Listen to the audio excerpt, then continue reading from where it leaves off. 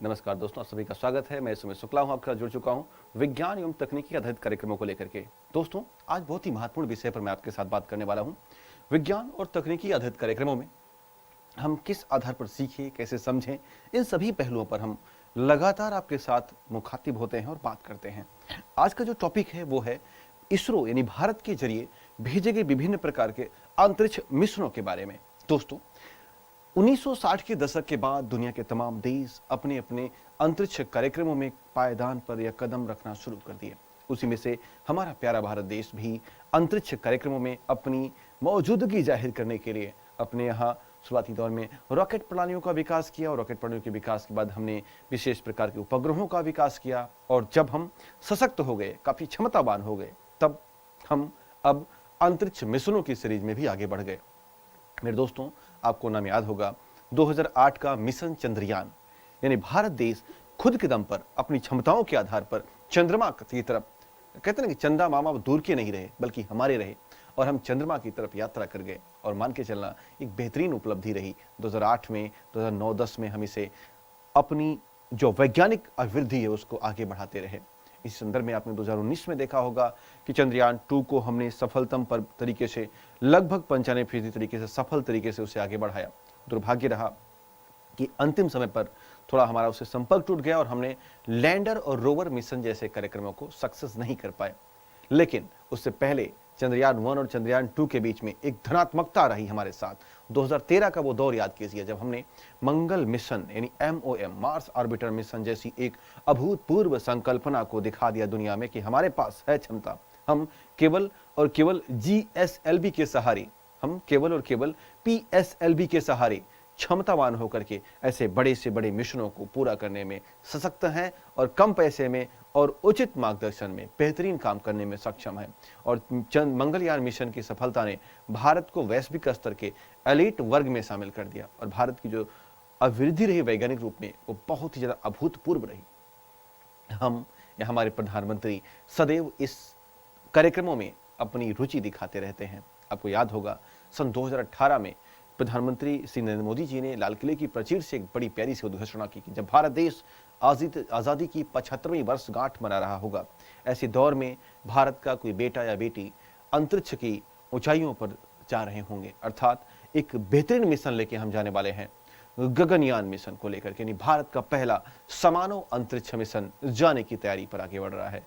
ये मिशन होते क्या हैं, इन मिशनों के बारे में हम कैसे जानते हैं, इनको हम कैसे समझें, हमारी यूपीएससी में इसके क्या क्या पहलू हैं, और जो हम मुख्य परीक्षा के पेपर नंबर 3 में जो हम लिखने बैठते हैं वहां पर ये किस प्रकार से उपयोगी हैं, और साथ ही साथ प्रारंभिक परीक्षा में इन विज्ञान और तकनीकी के पहलुओं को हम किस आधार पर तय करें, कैसे जानें, इन सभी सवालों का जवाब मेरे पास है। और हर एक सवाल पर हम बहुत ही विस्तृत तरीके से चर्चा करेंगे और आपके साथ बहुत ही उचित भावना के साथ बताते भी चलेंगे। बस आप मेरे साथ बने रहें और देखते रहें पूरी तरीके से कि आखिर ये मिशन क्या होते हैं या अंतरिक्ष मिशन क्या होते हैं, खास करके इसरो के संदर्भ में। हालांकि मैं बीच बीच में विश्व के अन्य मिशनों से तुलना भी करता रहूंगा और उनके बारे में बताता भी रहूंगा। तो तकरीबन मान के चलना कि ये पौने 2 घंटे के आसपास का हमारा आपका ये सत्र है, और इस सत्र में हम पूर्ण तरीके से सभी प्रकार के मिशनों को एक जिक्र करेंगे और अंत में हम इस सत्र के बिल्कुल थोड़ी देर बाद ही हम मिशन चंद्रयान पर एक विस्तृत चर्चा करेंगे कि आखिर मिशन चंद्रयान कैसे रहा और कैसे इसने काम किया। और साथ ही साथ हम बात करेंगे चंद्रयान 1 की सफलताओं का पूरा दृष्टिकोण मापा जाएगा, देखा जाएगा कि कैसे हमने वो सफलताएं अर्जित की, कैसे हमने पहली बार चंद्रमा पर जल के बारे में जानकारी दी, और तमाम इन सभी आयामों को देखेंगे। चंद्रयान के भेजने के पीछे जो हमारी एक बेहतरीन रणनीति रही या भेजने के पीछे हमें क्या लाभ मिलने वाला है, उन भी बिंदुओं पर हम फोकस करेंगे। फिर हम चंद्रयान 2 के उन सभी पहलुओं को देखेंगे, उसकी सफलता और उसकी असफलता के जो मायने हैं उनको देखा जाएगा, और चंद्रयान 3 कब जा रहा है और हम उसकी तैयारियां कैसे कर रहे हैं इन पर भी नजर डालेंगे। यानी कि भूत, भविष्य और वर्तमान सबको लेके एक साथ समग्र तरीके से आगे बढ़ते चलेंगे और आपकी तैयारी में एक उचित और बेहतरीन आयाम होगा आपके लिए। बस आप चलते रहिए और मेरे साथ पढ़ते रहिए। तो शुरुआत की जाए, देखते हैं दोस्तों। अगर बात करें कि अंतरिक्ष मिशन होता क्या चीज है, दोस्तों मैंने आपको बहुत आम भाषा में समझाया था। इससे पहली वीडियो में, पाश्चर वीडियो में आप देखेंगे तो आपको पता होगा कि अंतरिक्ष किसे कहा जाता है। मेरे दोस्तों, एक बेहतरीन अवधारणा है अंतरिक्ष की, कल्पना है। जब हम ऊपर आसमान में चांद तारों की दुनिया देखते हैं तो हमें लगता है यही अंतरिक्ष होगा। जो मेरे सीट पीछे बैकग्राउंड है, ये तकरीबन आपको अंतरिक्ष के होने का एक तरीके से एहसास करा रहा होगा। बिल्कुल, ये रॉकेट अंतरिक्ष की तरफ ही जा रहा है। दोस्तों, किसी भी देश की जब 1960 के दशक में दुनिया के तमाम देश प्रवेश कर गए इसमें, अमेरिका, यूएसएसआर, सोवियत संघ, भारत, ब्रिटेन, ऐसे तमाम देश तेजी से आज के दौर में दुनिया के 109 राष्ट्र ऐसे हैं जो अंतरिक्ष गतिविधियों में आगे बढ़ रहे हैं और कहीं ना कहीं अपने राष्ट्र की जो सामाजिक और राष्ट्र की आर्थिक प्रगति है उसमें स्पेस टेक्नोलॉजी का काफी ज्यादा हस्तक्षेप देखा जा रहा है, भारत की संदर्भ में भी और अन्य राष्ट्रों के संदर्भ में भी। तो अगर हम स्पेस की बात करें, अंतरिक्ष की बात करें, तो एक बड़ी प्यारी सी काल्पनिक रेखा की अवधारणा आती है, इसे हम बोलते हैं कैरमन लाइन। दोस्तों, हमारे राष्ट्र के ऊपर 100 किलोमीटर ऊपर जाने पर एक बड़ी ही प्यारी सी काल्पनिक रेखा होती है और इस काल्पनिक रेखा को अगर मैं आपको बताऊं कि जैसे मान के चलो कि इसके ऊपर ये जो काल्पनिक रेखा आपको दिखाई दे रही है, ये कितनी है? ये 100 किलोमीटर के आसपास है। कितना? उस राष्ट्र का जो एल्टीट्यूड है वहां से 100 किलोमीटर के ऊपर, ये जो इसके ऊपर का एरिया है, इसे हम कहेंगे अंतरिक्ष का क्षेत्र। क्या कहते हैं? अंतरिक्ष का क्षेत्र कहते हैं। और इसी अंतरिक्ष के क्षेत्र की तरफ जब हम कोई पीएसएलवी या जीएसएलवी, ध्यान देना, मेरी बातों को बहुत स्पष्ट और गौर तरीके से सुनिएगा और समझते चलिएगा। बहुत ही शून्य स्तर से मैं आपको समझा रहा हूं। मुझे उम्मीद है कि मेरे साथ जो मेरे ऑडियंस है, जो मेरे साथ बैठी हैं ऑडियंस, मेरे दोस्तों, इसे आप किसी एकेडमिक क्लास में नहीं पढ़ते हैं। भले ही आप बीएससी किए हुए हो, भले ही आपको मास्टर ऑफ साइंस की डिग्री हासिल हो, लेकिन ये जो क्लासेस हैं ये तकरीबन मान के चलना यूपीएससी ही हमें मौका देता है ऐसा कुछ सीखने के लिए, समझने के लिए और राष्ट्र के साथ जुड़ने के लिए। तो यहाँ पर ध्यान देना, इसके ऊपर इस लाइन को हमने नाम दिया था कैरमन लाइन। क्या कहा था? कैरमन लाइन कहा था। और इसी कैरमन लाइन के ऊपर जो आप देख रहे हैं ऊपर का एरिया, उसी को हम एक बहुत ही स्पष्ट तरीके से मान के चलते हैं कि ये अंतरिक्ष का क्षेत्र या एस्ट्रोनॉटिक्स है। क्या है? एस्ट्रोनॉटिक्स है। और इसके नीचे का जो भाग है, ये वाला हिस्सा, इसे हमने नाम दिया एरोनॉटिक्स। क्या कहा? ये जो भाग है ये एरोनॉटिक्स है। और ये एरोनॉटिक्स का जो एरिया है ये राष्ट्र विशेष का क्षेत्र होता है। अर्थात मान के चलना कि इस पर उस राष्ट्र की संप्रभुता होती है। आपने सुना होगा कि जब हमारे प्रधानमंत्री को, इससे ठीक पहले, चूंकि हमारे रिश्ते और पाकिस्तान के रिश्ते उचित नहीं है, वो कहीं ना कहीं कड़वाहट भरे मामलों में चल रहे होते हैं, तो जब हमारे प्रधानमंत्री साहब को अफगानिस्तान या अन्य खाड़ी देशों की तरफ जाना होता है तो वो पाकिस्तान के हवाई क्षेत्र का उपयोग नहीं करते। कारण कि वो एरिया इसके नीचे आती है, 100 किलोमीटर के नीचे आती है और ये उस राष्ट्र विशेष की संप्रभुता होती है और उस राष्ट्र विशेष से हमें अनुमति लेनी पड़ती है। वैसे भारत के साथ होता है, लेकिन जब मैं आपको बताऊं कि 100 किलोमीटर के ऊपर की जो व्यवस्था है वहां पर किसी के अनुमति लेने की आवश्यकता नहीं है और उस एरिया को हम क्या बोलते हैं? अंतरिक्ष का क्षेत्र कहते हैं। मेरे दोस्तों, एक ट्रीटी हुई, एक संधि हुई 1967 में, 1967 में एक संधि हुई, उसका नाम है बाह्य अंतरिक्ष समझौता। क्या नाम है? बाह्य अंतरिक्ष समझौता। मुझे उम्मीद है आप इसके बारे में कहीं न कहीं से जानकारी जुटाए होंगे या इसके बारे में जानते होंगे। और इस बाह्य अंतरिक्ष समझौते के तहत ऐसी तमाम बिंदुओं पर चर्चाएं की गई कि आखिर अंतरिक्ष का उपयोग कैसे होगा। इस पूरे संधि का जो मेन मोटो है, जो मेन संदर्भ यही है कि मानव जीव के बारे में या मानव जाति के विकास और मानव जाति के वृद्धि, अभिवृद्धि में और शांति के कार्यक्रमों में ही अंतरिक्ष का उपयोग किया जाएगा। कभी भी नकारात्मक भाव में या कभी भी मानव जाति के विनाशात्मक स्वरूप में अंतरिक्ष का उपयोग नहीं होगा। और कोई ऐसा करता है तो उसके खिलाफ अलग थलग करने की कार्यवाहियां भी हो सकती हैं। तो मान के चलना कि जब हम किसी भी प्रकार के वाहन प्रमोशन यान पीएसएलवी अथवा जीएसएलवी के जरिए, है ना, पीएसएलवी अथवा जीएसएलवी के जरिए अंतरिक्ष के बारे में जानकारी हासिल करने के लिए एक विशेष प्रकार का मिशन खड़ा करते हैं, एक विशेष प्रकार का मिशन खड़ा करते हैं। उसके पीछे हमारा मकसद होता है कि अंतरिक्ष में जाकर के अन्वेषण करना, उसके बारे में जानकारी इकट्ठा करना। अभी मिशन कई प्रकार के या कई भावनाओं से युक्त होते हैं। इस आधार पर मिशन बढ़ते भी हैं कई प्रकार के। आगे चल के मैं आपके साथ चर्चा करूंगा कितने प्रकार के मिशन होते हैं। तो जब हम पीएसएलवी और जीएसएलवी के जरिए, ठीक है, कोई मशीन, है ना, कोई मशीन अथवा सीधे सीधे मानव, इन दोनों को अथवा अकेले 100 किलोमीटर के ऊपर भेजने का प्रयास करते हैं, तो इसे ही हम क्या बोलेंगे? इसे हम आम भाषा में अंतरिक्ष मिशन की अवधारणा समझते हैं। मेरे दोस्तों, अंतरिक्ष मिशन की जो व्यवस्था है, जो कार्यक्रम है, वो अपने भारत के संदर्भ में देखा जाए या इसरो के संदर्भ में देखा जाए तो कई प्रकार के मिशन होते हैं। उनको अगर एक एक करके हम समझें, उनके बारे में जानें, तो आपको बड़ा मजा आएगा और आप बिल्कुल सतही तरीके से समझते हुए आगे बढ़ेंगे। तो मान के चलना कि आपका जो ज्ञान है, आपके अंदर जो समझने की शक्ति है, वो काफी मजबूती के साथ बढ़ेगी। तो चलते हैं, देखते हैं कि भाई ये मिशन, जो अंतरिक्ष मिशन है, जो 100 किलोमीटर के ऊपर जा रहे हैं, क्या करने जा रहे हैं? अन्वेषण करने जा रहे हैं, पता लगाने जा रहे हैं कि आखिर होगा क्या वहां पर। ऐसे तमाम काम करने वो जा रहे हैं, तो उनको समझा जाए आखिर कितने प्रकार के होते हैं और कैसे भेजे जाते हैं। मान लीजिए कि हम चंद्रमा पर पता लगाने जा रहे हैं, इसके अलावा मंगल के बारे में जानकारी लेने जा रहे हैं, तो इसको क्या बोलेंगे हम? अंतरिक्ष मिशन बोलेंगे। क्लियर हुआ? चलते हैं, देखते हैं, देखा जाए। अगर बात की कि अंतरिक्ष मिशन के कितने प्रकार हो सकते हैं, तो आपके लिए बड़ा महत्वपूर्ण मामला होगा। तो लिखिएगा, अंतरिक्ष मिशन के प्रकार।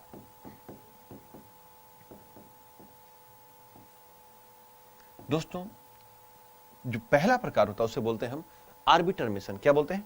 आर्बिटर मिशन कहते हैं। आर्बिटर मिशन, बस आप लिखते चलिएगा और अच्छे से समझते चलिएगा। दूसरा जो प्रकार होता है उसे हम बोलते हैं लैंडर मिशन। क्या बोलेंगे? लैंडर मिशन बोलेंगे।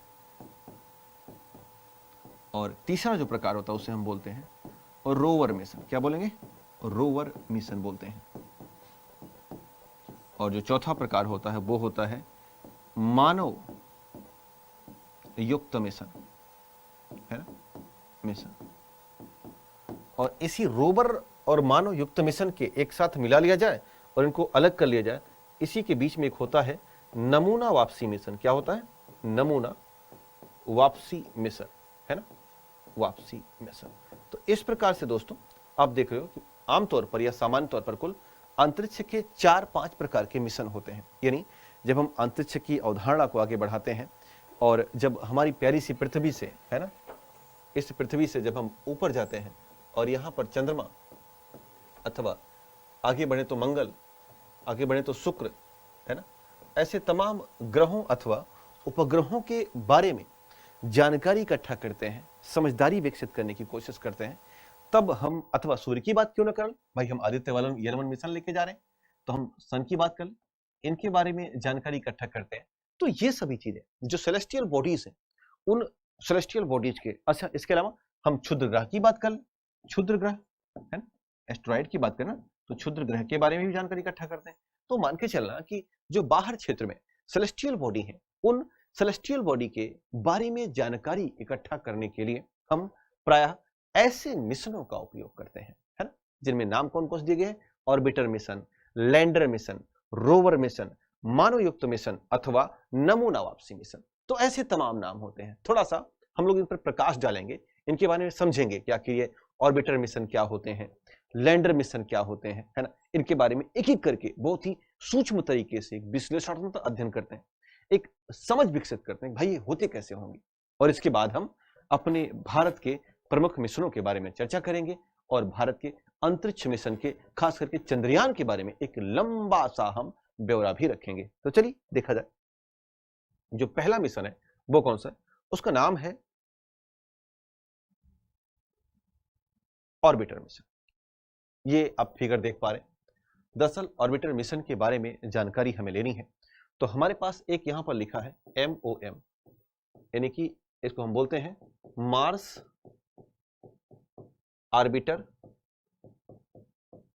मिशन। तो हम लोगों ने जो मंगलयान या जो मंगलयान भेजा है ना, वो वाकई में एक प्रकार का ऑर्बिटर मिशन ही है। क्या है? एक प्रकार का ऑर्बिटर मिशन है। ये हमारा मंगलयान है, पीछे दिख रहा है, और ये बिल्कुल लाल सी धरती है जिसे हम मंगल ग्रह कहते हैं। और बड़ा कौतूहल होता है हमें मंगल के बारे में जानकारी इकट्ठा करने के लिए। अब थोड़ा सा अगर आप ऊपर अंतरिक्ष की दुनिया से थोड़े से जुड़े होंगे, आपके अंदर जुड़ाव होगा, तो आपके भी मन में आता होगा कि मंगल पर पता नहीं जीवन था कि नहीं था, या मंगल पर हम लगातार मीथेन गैस की खोज कर रहे होते हैं, जिससे हमें पता चल जाए कि आखिर मंगल पर कौन कौन से व्यवस्थाएं बन सकती हैं, क्योंकि मीथेन के जरिए जीवन की व्यवस्थाएं बन सकती हैं। तो उन पे भी हम चर्चा करते हैं, उनके बारे में देखते हैं। अब ध्यान देना, थोड़ा समझा जाए ये ऑर्बिटर मिशन क्या होते हैं। ऑर्बिट एक शब्द था, ऑर्बिट, है ना, जिसे हम कहते हैं कक्षीय मिशन, हिंदी में कहें तो कक्षीय मिशन। कक्षा और ऑर्बिट को समझते हैं, उसके बाद उस मिशन को समझते हैं। ध्यान देना, आगे बढ़े तो हमें एक ब्लैंक पेज मिलेगा। हमें समझना है कि ये ऑर्बिट क्या होते हैं, है ना, ऑर्बिट क्या होते हैं ये देखना है, और देखना दूसरा है क्या है कि ये ऑर्बिटर मिशन क्या है, ऑर्बिटर मिशन क्या होते हैं, है ना, या इन्हें हम हिंदी में कहें तो ये हो जाएगा कक्षीय मिशन, है ना, कक्षीय मिशन क्या होते हैं। जरा सा ध्यान देना, कक्षा की बात करें, जैसे आप अगर ऑफलाइन क्लास में कभी बैठे होंगे तो आपकी तमाम तरह की रो होती होंगी, पहली कक्षा, दूसरी रो, तीसरी रो, चौथी रो। तो आपकी जो रो है, बैठने का जो आपका एक दृष्टिकोण है, उसी को हम कक्षा मान लें। कैसे समझ सकते हैं, ध्यान देना। मान के चलो कि ये सूर्य है, ये क्या है, ये सूर्य है, और इस सूर्य का अपना क्या होता है भाई, इसका एक सौर मंडल है, एक सौर परिवार, और इस सूर्य का क्या हो रहा है, दीर्घवृत्ताकार तरीके से कौन, ये पृथ्वी है, ये क्या है, ये पृथ्वी है। तो पृथ्वी सूर्य का जो चक्कर लगा रही है, सूर्य का जो चक्कर लगा रही है, तो एक पथ होगा, ये क्या होगा, एक रास्ता होगा, ये है ना, या एक पथ होगा, इसे हम पाथ कहते हैं अंग्रेजी में, ठीक है ना। अब ध्यान देना, अब इस पथ पर चक्कर लगाने के लिए दो बल कार्य करते हैं। एक तो अभिकेंद्री बल जो सूर्य की तरफ अंदर काम कर रहा होगा, इसे हम बोलेंगे अभिकेंद्री बल, और एक बल बाहर की तरफ काम कर रहा होगा जिसे हम कहेंगे अपकेंद्री बल। क्या कहेंगे, अपकेंद्री बल कहेंगे। ये बातें समझ में आई, ठीक है। दोनों बलों के आपसी सामंजस्य के जरिए पृथ्वी क्या कर रही है, घूम रही है सूर्य के तरीके से, ठीक है। तो जो रास्ता या पथ पृथ्वी के जरिए या किसी ग्रह के जरिए अपनाया गया, जो रास्ता या पथ किसी ग्रह के जरिए अपनाया गया, उसके चारों तरफ घूमने के लिए, अब जैसे मान के चलना कि पृथ्वी है, मान लीजिए, तो पृथ्वी की चारों तरफ कौन है, चंद्रमा है, ये क्या है, ये मून है। तो ये भी क्या कर रही है, एक रास्ता या पथ अपना रहा है मून। तो जो रास्ता और पथ हो रहा है, अपनाया जा रहा है एक विशेष तरीके से घूमने के लिए, उसी रास्ता या पथ को हम बोलते हैं ऑर्बिट। क्या बोल देंगे, ऑर्बिट। और इसी ऑर्बिट को बनाने के लिए दो बल काम कर रहे हैं, अभिकेंद्री बल और अपकेंद्री बल, यानी कि सेंट्रीपिटल और सेंट्रीफ्यूगल फोर्स काम करते हैं। दोनों के आपसी समन्वय के जरिए ये बैलेंस बना रहता है, और ये अपने पथ पर, अपनी कक्षा पर लगातार चल रहे होते, भटकते नहीं है, नहीं तो ऑर्बिट डेविएशन हो जाता है, ठीक है। बात समझ में दोस्तों, जब इसी कक्षा में हम अपना खुद के जरिए, कोई मानव के जरिए बनाया गया कोई मशीन या कोई यान भेज देते हैं, तो अभी क्या करेगा, इसी कक्षा में जाके घूमना शुरू कर देगा, ऐसे ऐसे घूमना शुरू कर देगा। तो क्या हो गया, ये भी एक पथ का निर्माण कर लिया, यानी ऑर्बिट का एक तरीके से व्यवस्था बना ली। और जब ऑर्बिट की व्यवस्था बना ली और अब अपने मिशन पे लग गया, मिशन क्या है इसका, ऐसे दूर रह के इसकी फोटो खींचना, इसके बारे में पता लगाना, सब कुछ करना, यानी घूमते घूमते, ऐसे मान लीजिए कि आपको इस घर के बारे में जानकारी लेनी है, इस घर के बारे में, तो आपको क्या करना है, इस घर के चारों तरफ साइकिल चलानी है, ऐसे चला रहे हो साइकिल, चला रहे हो साइकिल, घर की तरफ नहीं जा रहे हो, बस दूर दूर चला करके देख रहे हो भाई इस घर में क्या हो रहा है, इसकी फोटो खींच रहे हो, ऐसे देख रहे हो, यानी आप उसी पथ पर बार बार क्या, चक्कर आना जाना शुरू हो रहा है आपका। तो इस प्रकार से आपने एक पथ बना लिया जिसे हमने ऑर्बिट कहा, और जब आपका मिशन पूरा होना शुरू हो तो क्या हमने बोल दिया, इसे हमने बोल दिया ऑर्बिटर मिशन। मुझे उम्मीद है आपको समझ में आया होगा, बहुत आसान सा है। तो अब जब धरती से, अब ध्यान देना, मैं अगर अगला पेज लूं तो आपके लिए बेहतरीन होगा, इसमें आगे बढ़ाता हूं। अब ध्यान देना, जब धरती से, है ना, विशेष प्रकार के वाहन के जरिए, ये वाहन है, और इस वाहन के जरिए हम कहां जा रहे हैं, चंद्रमा की तरफ जा रहे हैं। मान लीजिए कि ये मून है, ये क्या है, ये मून है, और चंद्रमा से ठीक पहले यहीं पर इसकी कक्षाएं बननी शुरू हो जाती हैं, जैसे पृथ्वी की कक्षाएं बनती है ना, 200 किलोमीटर पर, 300 किलोमीटर पर, 400 किलोमीटर पर, वैसे ही चंद्रमा की भी अपनी विशेष प्रकार के ऑर्बिट बनने शुरू हो जाते हैं। अब ध्यान देना, हमने क्या किया कि अपना जो मिशन था यहीं पे ले जाकर के छोड़ दिया। अब चूंकि यहाँ पे ग्रेविटी होता है, जीरो ग्रेविटी, शून्य गुरुत्वाकर्षण होता है, और ये स्पेस का एरिया है जहां पर अपने आप ये चक्कर लगाना शुरू कर देंगे। अब ध्यान देना, ये चक्कर लगाता हुआ इस पर घूमता हुआ चंद्रमा पर क्या करता है, इसके फोटो खींचता है, या अन्य जो भी जानकारी होती है, जिस तरह से इसमें पेलोड होते हैं, यानी कि पेलोड के आधार पर यह अपना कार्य कर रहा होता है। दोस्तों, प्रायः इस प्रकार के मिशन को हम क्या नाम देते हैं, इस प्रकार के मिशन को हम कहते हैं आर्बिटर मिशन। क्या बोलेंगे, आर्बिटर मिशन कहेंगे।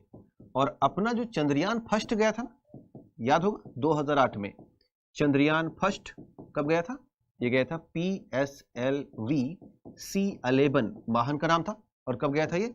वर्ष 2008 में गया था। ठीक है, तो ये एक प्रकार कैसा मिशन था? उत्तर था आर्बिटर मिशन था। चंद्रमा से दूर रह के चक्कर लगाता रहता और चक्कर लगाते लगाते उसके बारे में जानकारी इकट्ठा कर रहा होता। अब ध्यान देना, एक और मिशन अपन लोगों ने भेजा था, कब? 2013 में। उसका नाम था क्या था?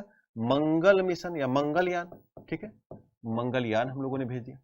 अब मंगलयान कब गया? उत्तर होगा, इस वाहन का नाम था PSLV-C25 और ये कब गया? 2013 में भेजा गया। और कब पहुंचा? 2014 में, अगले साल जाके पहुंचा, सितंबर महीने में। तो ये क्या किया? ये भी अब मंगल के पास नहीं गया, बल्कि मंगल से दूर रह करके मंगल का चक्कर लगा रहा है। तो अब क्या हुआ? ध्यान देना, एक पथ पर ऐसा कर रहा है और इस पथ को ऑर्बिट कहा और ऑर्बिटर मिशन हो गया। क्या हो गया? ऑर्बिटर मिशन हो गया। आज भी हमारा मंगलयान सक्सेस है, काम कर रहा है और हम उसे टेलीमेट्री ट्रैकिंग कमांड सेंटर से अब उसके जरिए जो भी सिग्नल्स होते हैं उनको हम रिसीव कर रहे हैं। बात समझ में? ये तमाम मामला है ऑर्बिटर। तो अब कभी भी सुनना कि ऑर्बिटर मिशन जा रहा है तो मान के चलना कि ये उस ग्रह अथवा उपग्रह के पास नहीं जाएगा, बल्कि दूर रह करके ऐसे चक्कर लगा, जैसे हमने बताया नहीं, आपके घर पर कोई घर के आसपास चक्कर लगा रहा है और दूर से देख देख के बता रहा है। क्लियर? ठीक है, चलते हैं आगे। अब ध्यान देना, इसके बाद का जो मिशन है वो क्या है? उसके बाद का जो मिशन है वो आपके सामने है, ये है लैंडर और रोवर मिशन। अब ध्यान देना, ये थोड़ा सा क्रिटिकल हो जाएगा। क्या हो जाएगा? थोड़ा सा क्रिटिकल। अब इसके लिए उस देश की एजेंसी को थोड़ा काम और करना पड़ेगा। अब ये डायरेक्ट टच में आएगा। जो लैंडर, लैंडर का मतलब लैंड करना, जैसे मेरी पेन है ना, ऐसे आ रही, ऐसे लैंड कर गई। अब इसको अगर मैं मान लूं कि कोई ग्रह है, कोई उपग्रह है, तो हमने पेन, और पेन हमारा क्या है? मिशन है, ऐसे आ रहा है, ये उतर गया, अर्थात इसे हम लैंडर कहेंगे। और कोई रोवर मिशन है तो रोवर का मतलब पहियादार। यहाँ पे देखिए दो पहिया बनी है। अब पहियादार ये घूमना शुरू कर देगा चंद्रमा पर, घूमना शुरू कर देगा मंगल पर। ऐसे तमाम तरह के गए हैं। अमेरिका बहुत दिनों से मंगल पर घूम रहा है लेकर के अपने रोवर। हम लोग घूमने वाले थे चंद्रमा पर, लेकिन सक्सेस नहीं हुआ। यानी कि अब इन दो मिशनों के बदौलत, लैंडर मिशन के बदौलत और रोवर के मिशन के बदौलत, हम लोगों ने ऑर्बिट छोड़ दिया और ऑर्बिट छोड़ करके सीधे उस ग्रह अथवा उपग्रह की सतह पर अब क्या कर गए? सीधे लैंड कर गए। अब उसके डायरेक्ट संपर्क में आ रहे हैं। तो कहीं ना कहीं तकनीकी और ज्यादा बढ़ गई। थोड़ा परिभाषा समझते हैं और जानते हैं इसके बारे में। चलिए देखा जाए। मेरे दोस्तों, आप ये वीडियो जो देख रहे हैं, ये एक तरीके से प्रीमियर वीडियो, पहले का वीडियो है और आपके कमेंट में नहीं देख पाऊंगा, तो बस आप मुझे सुनते रहें और अच्छे से जानते रहें। बहुत ही इंटरेस्टिंग है ये और एक तरीके से मजा आने वाला है। आप बस सुनते रहिएगा, बिल्कुल कहीं जाइएगा नहीं। बहुत ही महत्वपूर्ण कार्यक्रम है आपके लिए। चलिए देखते हैं। तो बढ़ाया जाए और देखा जाए फिर से हमारा दूसरा मिशन क्या है। उत्तर होगा, ये है लैंडर मिशन। तो लिखिएगा लैंडर मिशन, है ना। जाना जाए कि आखिर ये जो लैंडर मिशन है ये कैसे काम करेगा और किस आधार पर आगे बढ़ेगा। दोस्तों, जो लैंडर मिशन होते हैं, जब ग्रह अथवा उपग्रह पर कोई प्रोब उतारा जाता है, ग्रह अथवा उपग्रह पर कोई प्रोब या कोई वाहन उतार दिया जाता है, तो इस प्रकार के मिशन को हम लैंडर मिशन कहते हैं। लिखिएगा कि जब अंतरिक्ष मिशन के तहत, अंतरिक्ष मिशन के तहत किसी ग्रह अथवा उपग्रह पर, किसी ग्रह अथवा उपग्रह पर, ठीक है, कोई मानव निर्मित प्रोब। अब प्रोब को आप तकनीकी तरीके से समझ सकते हैं, कोई वाहन, है ना, अथवा कोई और अन्य प्रणाली, है ना, जो उतरने में सहायक होती है, उसे हम प्रोब कहते हैं। प्रोब उतार दिया जाता है, दिया जाता है, तो इसे हम क्या बोलेंगे? इसे हम बोलेंगे लैंडर मिशन। क्या बोलेंगे? लैंडर मिशन की संज्ञा देंगे। ठीक है ना। मेरे दोस्तों ध्यान देना, अब यहीं पर आप चंद्रयान 2 की सफलता और असफलता के मायने समझिएगा। There are two type of the lander mission. First is the hot lander mission and next is the soft lander mission, यानी कि हार्ड लैंडिंग होती है और सॉफ्ट लैंडिंग होती है। तो आप समझ सकते दो प्रकार का यहाँ पे लैंडिंग है, तो हम इसे दो प्रकार का लिखेंगे। पहला जो है वो है हार्ड लैंडिंग और दूसरा जो है वो है सॉफ्ट लैंडिंग। अर्थात हार्ड का मतलब है बहुत तीव्र गति से लैंड करेगा और सॉफ्ट का मतलब है slow slow slow slow land करेगा। तो इसे और समझें और आसान करें तो आपके लिए और मजेदार होगा। देखिएगा, आगे ले चलते हैं और समझते हैं कि हार्ड लैंडिंग क्या है और सॉफ्ट लैंडिंग क्या है, जो कि हमारे लिए बहुत ही महत्वपूर्ण है। और यहीं से हम थोड़ा सा मामला समझेंगे। ध्यान देना दोस्तों, हार्ड लैंडिंग का मतलब है कि मान लो कि ये चंद्रमा है ना, चंद्रमा की ये सतह है और हमारा जो प्रोब है वो अब उतर रहा है यहाँ पे, है ना, आ रहा है सीधे, तो यहाँ पर इस तरह से अब चंद्रमा की सतह पर उतरेगा। तो ये बहुत तीव्र गति से, इनकी जो स्पीड है वो बहुत तीव्र होता है, बहुत तीव्र गति से ये उतरेंगे और एक झटके के साथ, है ना, यहाँ पर एक बहुत तेज झटका या फोर्स के साथ उतरेंगे और लुढ़कते हुए दूर तक चले जाएंगे। आप मान के चलिए मेरी पेन है और ये इतनी स्पीड से धमाके से गिरी, हार्ड लैंडिंग कहलाए। जैसे मान लो आपने कोई चीज उठाई और सीधे फेंक दी। क्यों? क्योंकि जब ये मिशन, चूंकि इनमें इतनी गति होती है, ये जब चंद्रमा की तरफ बढ़ रहे होते हैं तो बहुत स्पीड या बहुत गति से आगे बढ़ रहे होते हैं और इनकी गति को कम करना बहुत ज्यादा तकनीकी जानकारी हो तभी ऐसा हो पाता है। भाई चंद्रयान 2 में हम लोग क्या नहीं कर पाए? चंद्रयान 2 में हम लोगों ने इस चंद्रयान 2 मिशन की जो लैंडर मिशन चल रहा था, जो विक्रम लैंडर जा रहा था, उसी गति को हम क्या किए, नॉर्मलाइज नहीं कर पाए और बहुत तीव्र गति से चंद्रमा की सतह पर धड़ाम से गिर गया। तो वो क्या हुई? हार्ड लैंडिंग हुई। क्या हुई? हार्ड लैंडिंग हुई। अब इसके लिए क्या करते हैं कि बहुत ज्यादा सुरक्षा के तमाम ऐसे कवच लगाए गए होते हैं, सुरक्षा कवच लगाए गए होते हैं, बलून लगाए होते हैं, गुब्बारे लगाए गए होते हैं, जो हार्ड लैंडिंग के दौरान अपने आप फूल जाते हैं और काफी हद तक उन्हें बचाने का प्रयास करते हैं। अक्सर जो देश बहुत ज्यादा स्किल्ड नहीं होते वो अमूमन हार्ड लैंडिंग करवा सकते हैं, करते भी रहते हैं। लेकिन जो ज्यादा स्किल्ड राष्ट्र होते हैं, जिन राष्ट्र के बारे में, जिन राष्ट्रों के पास अच्छी तकनीकी का जानकारी होता है, यानी बढ़िया जानकारी होती है, वो मान के चलना वो सॉफ्ट लैंडिंग कराते हैं। क्या? Soft landing. अब ध्यान देना, इसमें जो हमारा लैंडर है, इसमें जो हमारा लैंडर है, ध्यान देना, जो लैंडर है, जो हमारा प्रोब है, वो बहुत धीरे धीरे, यानी कि बहुत धीमी गति से, है ना, धीमी गति से इस सतह पर उतरेगा, स्लो मोशन में उतरेगा। अर्थात ऐसे समझ लो, आकर के वो ऐसे रख उठेगा, इसके चारों पैर आकर के स्लो मोशन में रख उठेंगे। क्यों? क्योंकि जब हम सॉफ्ट लैंडिंग करा रहे होते हैं तो उससे कई किलोमीटर पहले, मान के चलना 50-60 किलोमीटर पहले ही या 100 किलोमीटर पहले ही हम इसकी स्पीड को कम करना शुरू कर देते हैं और तकरीबन 2 मीटर प्रति सेकंड तक की, इस यहां तक आते आते कितना, 2 मीटर प्रति सेकंड तक गति कम करते हैं, गति कम कर लेते हैं, है ना। यानी कि जब ये उतरने वाला होगा तो इसकी इससे पहले कितनी थी? इससे पहले गति थी 1000 मीटर पर सेकंड या 1000 किलोमीटर या उससे प्लस अधिक ज्यादा गति में सेकंडों में चल रहा था ये। लेकिन हम कितना लाए? 2 मीटर पर सेकंड की स्पीड में स्लो मोशन में कर लिए। और इतना करने के बाद अब जो हमारा प्रोब या हमारा जो लैंडर उतरेगा इस पृथ्वी या चंद्रमा की सतह पर या अन्य किसी मंगल की सतह पर, तो ये जो बहुत स्लो मोशन की लैंडिंग हो रही है, इसी को हम कहेंगे क्या? Soft landing. क्या बोलेंगे? यानी कि हमारी पेन जो है वो धीरे से आके उतर गई। कितना? हमने बताया इतनी गति कम, 2 मीटर पर सेकंड की गति कम, इतनी ज्यादा गति कम कर लेते हैं और धीरे से उतार देते हैं। दोस्तों मैं आपको बताऊं कि सॉफ्ट लैंडिंग के लिए बहुत तरह की तकनीकियां हैं, जिनमें से एक जो बहुत ही आम या कॉमन सी तकनीकी है कि हम एक विशेष प्रकार के पैराशूट का उपयोग करते हैं। ऐसे मान के चलो कि ये पैराशूट है, तो ये इनके साथ लग जाते हैं और यहाँ पर ये इनकी गति को कम कर लेते हैं, इनकी गति को कम करते हैं। तो एक और व्यवस्था होगी, हमने पैराशूट का उपयोग किया। इसके अलावा मैं आपको बताऊं कि रेट्रो प्रोपल्सिव लैंडिंग भी करते हैं। क्या? एक व्यवस्था होती है रेट्रो प्रोपल्सिव लैंडिंग। ये क्या है? What is the retro propulsive landing? हम ध्यान देना, आपने कभी लैंडिंग करते हुए देखा होगा, मान लीजिए कि लैंडर है और लैंड कर रहा है, तो बहुत तीव्र गति से यहां पर ज्वालाएं फेंकता है नीचे की तरफ, जिससे कि इसका प्रेशर क्या हो जाए या इसकी जो पावर है, इसकी जो स्पीड है, धीरे धीरे कम हो जाए। तो इस तकनीक को बोलते हैं रेट्रो प्रोपल्सिव लैंडिंग टेक्नोलॉजी। और अक्सर इसका उपयोग करके लैंडिंग कराने में काफी ज्यादा आसान हो जाता है। इसके अलावा मैं आपको बताऊं तो BTDL या हम इसे कहें तो VTOL यानी कि vertical take off and landing बोलते हैं।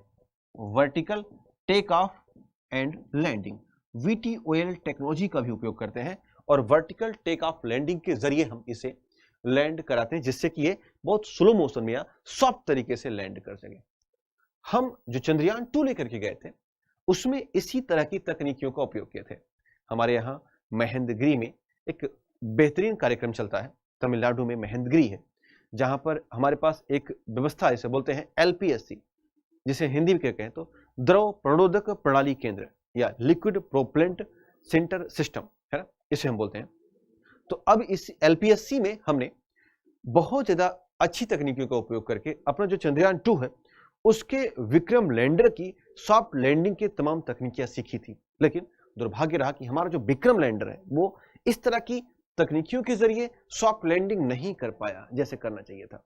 और जब सॉफ्ट लैंडिंग नहीं हो पाई तो किसे बदल गई? वो बदल गई हार्ड लैंडिंग में। अब तैयार तो था नहीं हार्ड लैंडिंग की तरफ, हमने कोई ऐसा बलून भी नहीं लगाया था कि वो उसको कवर कर लेता, और गिरा तो गिर करके वो उसी पर चकना चूर या टूट गया होगा, जिसके बाद में बिखरे हुए टुकड़े भी दिखाई दिए, उसके बारे में डॉट लाइन दिखाई दी, जो आपको समझ में आया होगा।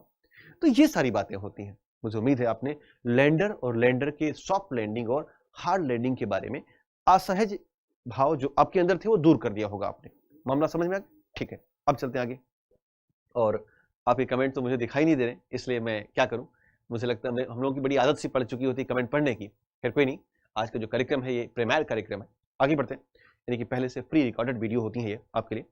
चलते हैं आगे बढ़ते हैं और समझते हैं कि आखिर और क्या मामला होने वाला है। दोस्तों देखा जाए इसके बाद जो दूसरा हमारे पास है, अच्छा एग्जाम्पल दिया जाए भाई लैंडर मिशन के एग्जाम्पल क्या हो सकते हैं, ऐसे कौन कौन से एग्जाम्पल हैं जो लैंडर मिशन के होते हैं। तो अपना जो चंद्रयान 2 था ना, चंद्रयान 2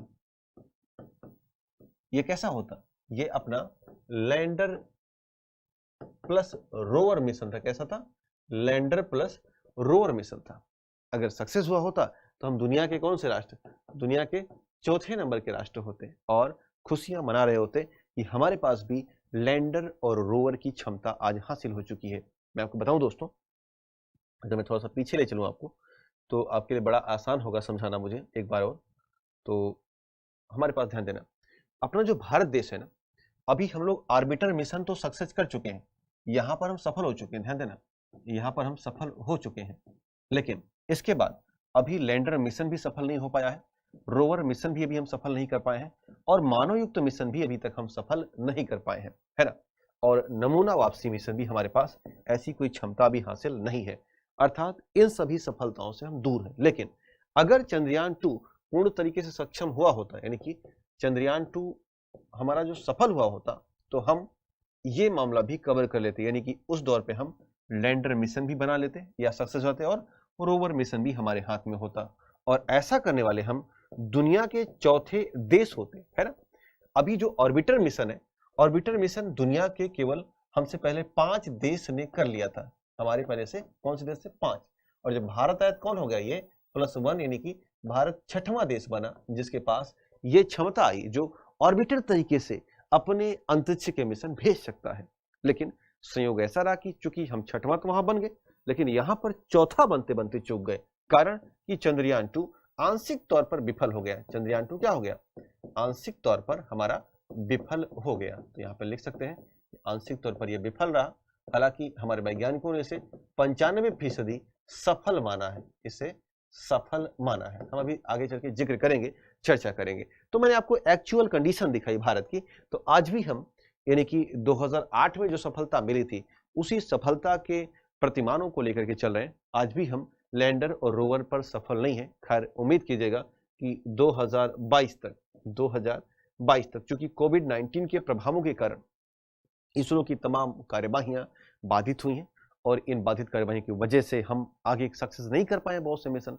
तो 2021 के अंत में या 22 की शुरुआत में हो सकता है हमारे पास ये क्षमता हासिल हो जाए, लैंडर और रोवर मिशन की क्षमता। इंतजार कीजिएगा, हम चंद्रयान 3 लेकर जा रहे हैं। क्या लेकर जा रहे हैं? चंद्रयान 3 हम लेके जा रहे हैं, और चंद्रयान 3 अब हमारा ये काम पूरा करेगा लैंडर और रोवर का। मुझे उम्मीद है आप ये जो वस्तु स्थिति है अभी वर्तमान समय की, वो समझने में, उसके बारे में जानने में काफी सहज हो गए होंगे। चलते हैं, शुरुआत करते हैं दोस्तों, आगे बढ़ते हैं और आपको मैं ले चलता हूँ सीधे और अपने मिशन की तरफ, जिसका नाम मैं आपको बताने वाला था। लैंडर के बाद सीधे हम चल रहे थे एक नए मिशन की तरफ, उसका नाम था रोवर मिशन। तो आइए समझा जाए और जाना जाए कि ये जो रोवर मिशन होते हैं ये क्या होते हैं, है ना। लिखिएगा रोवर मिशन।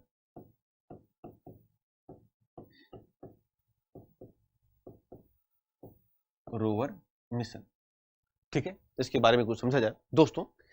इस मिशन में या हम करते क्या है कि ग्रह या उपग्रह पर एक रोबोट युक्त या रोबोट तकनीकी से युक्त एक स्वचालित वाहन उतारते हैं और ये स्वचालित वाहन यहां से पृथ्वी से दिए गए तमाम तरह के दिशा निर्देशों का अनुपालन करता है और ये वाहन उस ग्रह अथवा उपग्रह पर अपने पहियों के माध्यम से चलता हुआ यानी आगे बढ़ता हुआ उस ग्रह उपग्रह के नमूने इकट्ठा करता है।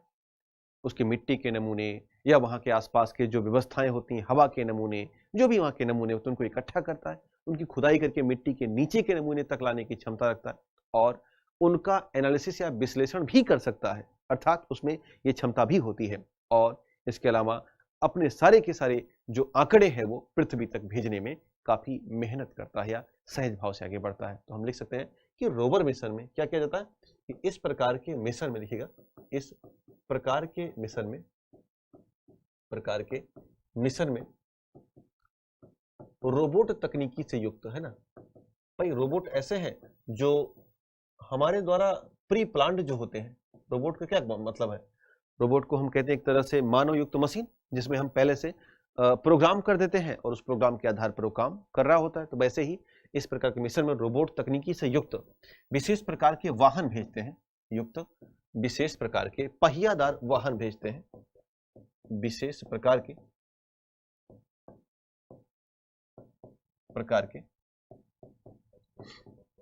पहियादार वाहन भेजते हैं, है? जिसके द्वारा उस ग्रह अथवा उपग्रह से जुड़े हुए, उस ग्रह अथवा उपग्रह से जुड़े नमूने एकत्रित किए जाते हैं। जुड़े नमूने कैसे? अब मिट्टी के नमूने हो सकते हैं, है ना, वहां पर अगर हवा है तो ठीक है, नहीं तो धूल कण के नमूने, हवा तो होती नहीं है, या इसके नीचे कुछ खनिजों के नमूने, है ना, वहां पे कोई खनिज है, अथवा पानी की जानकारी पता करनी है, तो ये तमाम जो बातें होती हैं उनके नमूने ये इकट्ठा करता है। और साथ ही साथ ये ध्यान देना, इनमें विश्लेषण करने की भी क्षमता होती है और ये आंकड़े, जो भी आंकड़े इसके पास हैं, इन आंकड़ों को ये अर्थ तक, पृथ्वी तक भेजने में भी सक्रिय भूमिका निभाता है या इन्हें यहां तक भेजता रहता है। मैं आपको बताता चलूं कि रोवर मिशन में जो रोवर है ना, एक प्रकार का वाहन ही है और इस वाहन को आगे बढ़ाने के लिए अक्सर या तो इसमें पहले से बैटरी लगी होती है अथवा इसमें सोलर पावर या सौर ऊर्जा का उपयोग किया जाता है। यानी ये सौर ऊर्जा के जरिए अपने कार्यक्रमों को आगे बढ़ाने में आगे चल रहे होते हैं। इनके बारे में मैं आपको समझा रहा हूं, जो नाम है रोवर मिशन। मेरे दोस्तों, मैं आपको बताता चलूं कि अमेरिका ने चंद्रमा पर तो नहीं लेकिन मंगल पर बहुत अधिक ज्यादा मात्रा में तमाम तरह के रोवर मिशन भेजे हैं। मैं अगर आपको बताऊं तो मार्स पाथफाइंडर मिशन, मैं आपको नाम लिख दूं तो सबसे पहला जो इनका मिशन गया था वो था Mars pathfinder mission. Pathfinder mission, और इसके जरिए अमेरिका ने, यानी कि अमेरिका के नासा ने अपना पहला रोवर भेजा था, है ना।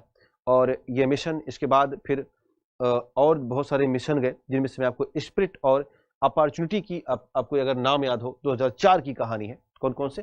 एक मिशन गया स्पिरिट और एक गया अपॉर्चुनिटी।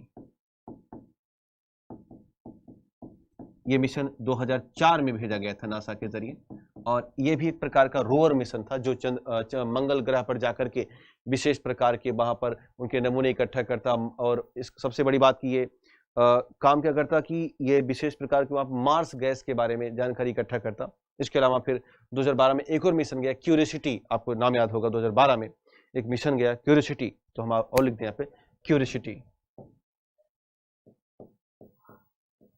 है ना, ये 2012 में गया था। अभी 2020 में हम एक और मिशन आगे बढ़ाने वाले हैं आगे चल करके, अर्थात इसके जरिए हम मंगल ग्रह पर जीवन की भावनाओं के बारे में, मंगल ग्रह पर जीवन की स्थितियां क्या हैं, ऐसे तमाम व्यवस्थाएं करेंगे जिसे हम मार्स 2020 मिशन के तौर पर जान रहे हैं। तो इस तरह के तमाम प्रकार के अपने पास जो मिशन है वो भेजे गए। अपना जो चंद्रयान 2 गया था, यानी जो चंद्रयान 2 गया था, आपको याद होगा कि चंद्रयान 2 के जरिए हमने प्रज्ञान नामक एक रोवर भेजा था, प्रज्ञान रोवर भेजा था। अगर ये सफल हो जाता तो ये भी एक प्रकार का रोवर था जो जिसमें 6 पहिए लगे थे, क्या 6 पहिए लगे थे, और इन पहियों के आधार पर ये चंद्रमा पर चहलकदमी करता हुआ उनके नमूने इकट्ठा करता और नमूने के आधार पर हमें अपनी जो आंकड़े हैं उसे भेज पाता। तो ये एक तरीके के आपने समझा रोवर मिशन क्या होते हैं। और अभी अपने भारत देश में ऐसी कोई क्षमता नहीं आ पाई है दोस्त जहां पर रोवर मिशन की बातों को समझाया जा सके। खैर आगे बढ़ते हैं और आगे ले चलते हैं, आपको समझाते हैं कि नमूना वापसी मिशन क्या होता है। यानी हम बात करने वाले हैं कि एक प्रकार से जो ऐसे मिशन जो विशेष प्रकार के नमूना, जिसे हम कहते हैं सैंपल रिटर्न मिशन बोलते हैं, ये जाते हैं उस ग्रह पर, और ग्रह पर जो मिट्टी के नमूने या जो भी नमूने, चूंकि हमने बताया नहीं जो रोवर है ये कुछ लेके नहीं आएंगे, वहीं घूमते रहेंगे, अपने आंकड़े ही भेजते हैं। लेकिन जो मैं आपको नमूना मिशन या नमूना वापसी मिशन की बात करने वाला हूं, ये बड़े महत्वपूर्ण है। अपने अभी भी हाल फिलहाल में हायाबुसा 2 मिशन के बारे में सुना होगा। जापान का बहुत ही ज्यादा महत्वपूर्ण और महत्वाकांक्षी मिशन था, जो अभी भी हाल फिलहाल में दिसंबर 2020 में हायाबुसा 2 मिशन के बारे में जानकारी आपको मिली होगी। ये मिशन एक तरीके से नमूना वापसी मिशन था, तो इसके बारे में थोड़ा सा हम लोग समझें और जानें कि आखिर ये मामला क्या है, इस मिशन में ऐसी कौन कौन सी बातें होती हैं जो महत्वपूर्ण हो सकती हैं हमारे आपके लिए, है ना दोस्तों। तो इसके बारे में जाना जाए और समझा जाए।